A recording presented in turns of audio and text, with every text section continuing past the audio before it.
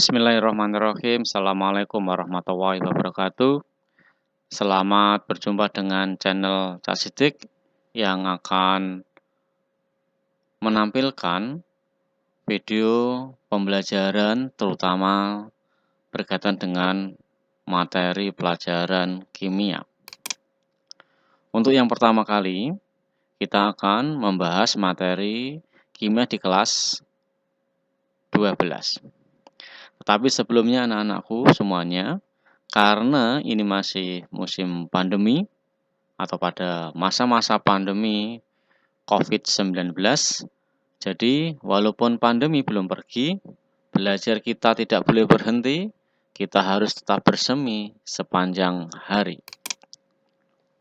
Anak-anakku semuanya, untuk bagian yang pertama kali ini, kita akan belajar tentang larutan.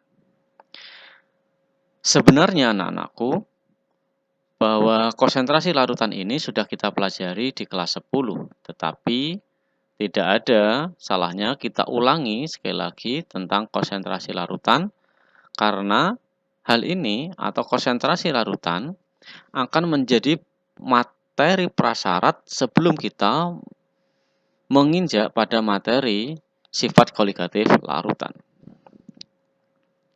Konsentrasi larutan dapat dinyatakan sebagai besaran yang menyatakan perbandingan kuantitatif antara zat terlarut dan pelarut atau dengan larutan itu sendiri. Konsentrasi larutan juga dapat diartikan sebagai besaran yang menyatakan kepekatan suatu larutan. Jadi ada namanya larutan pekat dan larutan encer. Itu terkait dengan konsentrasi larutan. Untuk mempermudah memahami tentang konsentrasi larutan, kita perhatikan gambar berikut. Jadi konsentrasi larutan itu bisa kita ilustrasikan sebagai kepadatan penduduk di pelajaran geografi. Jadi ketika suatu daerah mempunyai kepadatan penduduk yang besar, itu kalau di kimia adalah merupakan larutan yang pekat. Demikian sebaliknya, apabila suatu daerah kepadatan penduduknya itu rendah atau jarang penduduknya, maka ketika itu kita kaitkan di kimia, merupakan larutan yang encer. Konsentrasi larutan dapat dinyatakan dalam berbagai macam bentuk. Dalam hal ini yang akan kita bahas ada 4, yaitu adalah prosen berat, molaritas, dan fraksi mol. Untuk yang pertama, prosen berat. Konsentrasi larutan dalam prosen berat adalah perbandingan antara massa zat terlarut terhadap massa larutan atau massa total. Dapat dirumuskan sebagai berikut, seperti pada gambar ini. Nah, anak-anakku semuanya, yang namanya larutan itu terdiri dari zat terlarut dan pelarut. Misalkan saja larutan NaCl. Itu terdiri dari NaCl sebagai zat terlarut dan air sebagai pelarut. Campurannya tadi membentuk larutan NaCl. Yang berikutnya atau yang kedua adalah konsentrasi larutan dalam molalitas yang dilambangkan dengan huruf M kecil. Molalitas adalah jumlah massa atau gram zat terlarut dalam 1000 gram pelarut. Ini yang krusial.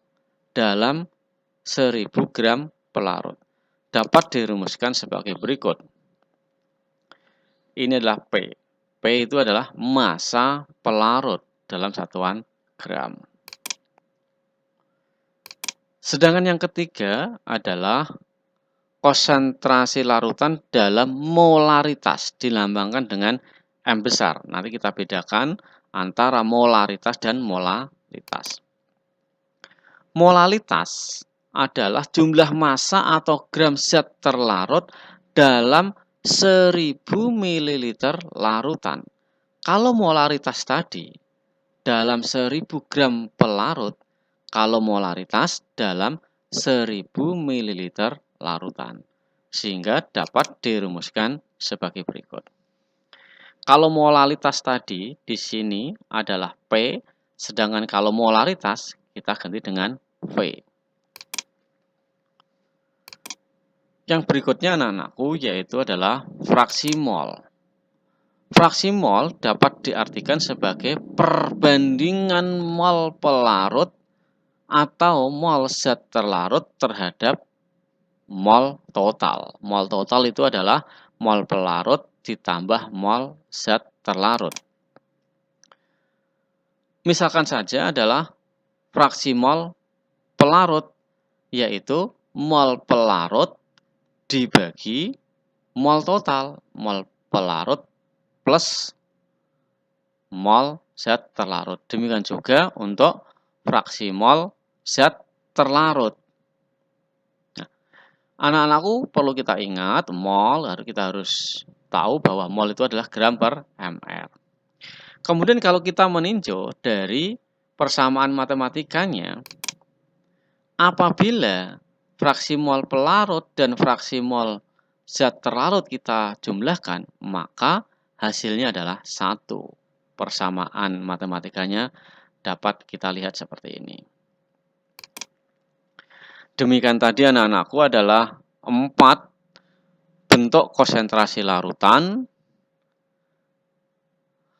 Di samping itu anak-anakku, karena sebagian besar zat di laboratorium itu dalam bentuk larutan, maka nanti di suatu kasus kita harus memperhatikan massa jenis. Seperti di pelajaran fisika, massa jenis itu adalah massa per volume atau gram per V. Nanti kita gunakan hal ini untuk berbagai macam kasus yang kaitannya dengan massa jenis.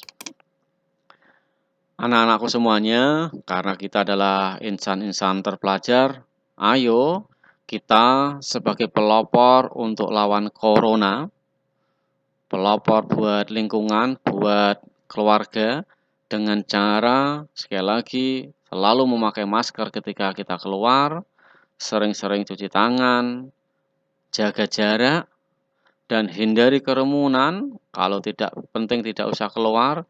Dan yang terpenting adalah kita selalu berdoa kepada Allah yang Maha Kuasa, semoga kita diberikan kesehatan. Anak-anakku semuanya, demikian tadi adalah pertemuan yang pertama atau bagian yang pertama. Semoga bermanfaat, dan apabila video ini bermanfaat, bisa di-like, di-komen, di-share, dan tentunya di-subscribe.